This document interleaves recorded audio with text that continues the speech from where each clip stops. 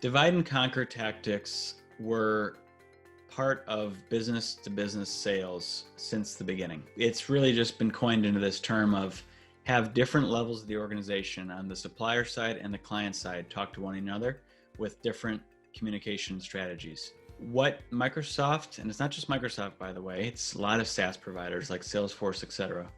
What Microsoft will do is they will employ their SVPs and higher to engage directly with the equivalent level of authority and the client to make it feel like, even though it's not, but make it feel like a peer-to-peer conversation.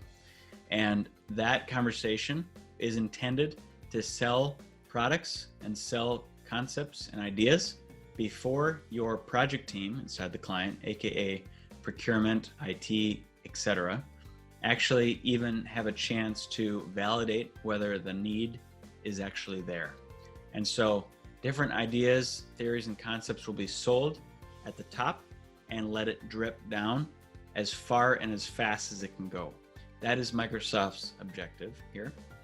In a situation where the client has a relatively tight ship, if you will, in other words, the C-suite won't engage with Microsoft without procurement or IT leadership or project teams being a part of the discussions.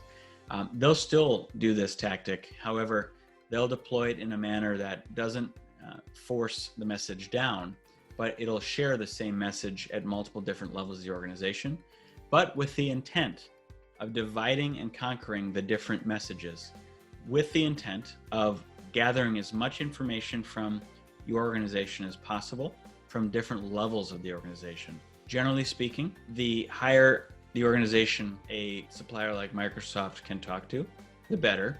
And that's because those levels are not as guarded about what they share with what they view as a peer, as maybe a project team would, who understands the overall negotiation strategy of Microsoft. And so it's very important that you have an aligned front at the top, middle, and bottom of your organization regarding what you should say, when you should say it, and how you should say it to make sure that you get the maximum value from Microsoft. Where Microsoft will use a divide and conquer tactic is when they want to sell a new capability that they are wanting to push into the marketplace as fast as possible.